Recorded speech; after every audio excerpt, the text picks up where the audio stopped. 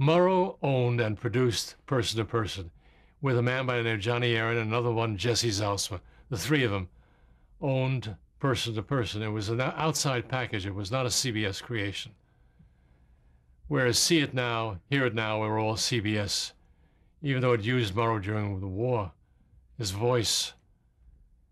But it kept on. Now, suddenly, as you know, having witnessed the film, it became very contentious. The atmosphere around it was arguing, a lot of fighting, because they were cutting down on Murrow's See It Now because it was very, very controversial. And they were losing clients, Alcoa, another client. And he was requested to tone down. He wouldn't tone down anything. And he had Mr. Ed Friendly was his, Friendly, and the Fred Friendly was his producer. I produced the very commercial show, so I had no problem because he and I would, you'd meet on a Friday and you'd be on the air with it on Friday.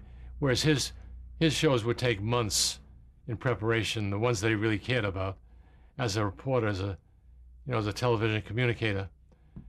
But now it had become almost impossible between the CBS brass and he. So CBS had signed me to a long-term producer's contract and to produce Person to Person. And presuming that Johnny and Jesse and Murrow would leave the show, well, that was part of the argument and bargaining, was that he would require so much money for it. And I was caught in the middle that I now had to keep on producing it. And he kept on appearing in front of camera, which was a whole other thing. So I'll say this for Murrow. He never created a problem, even though his relationship with the network was terrible. But he never created a problem. Any problem that he had stayed with him, never with the show. He was always there for a correction, a suggestion. He's the one who suggested Charles Collingwood to follow him. Murrow had developed a coterie, or a nucleus, if you wish, of reporters that he was famous for. David Schoenbrunn in Paris, Charles Collingwood in London.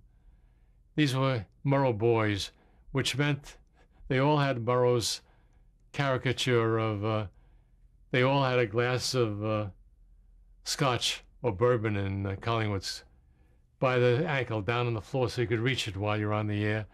They all had these, they all smoked up a storm, cigarettes. I think I smoked a pipe only to be different and create a problem. Was Murrow comfortable doing a show, interviewing celebrities, that sort of a thing? Oh, sure, he was comfortable with it. He was, certainly comfortable with that and the paycheck and all the things that went with it.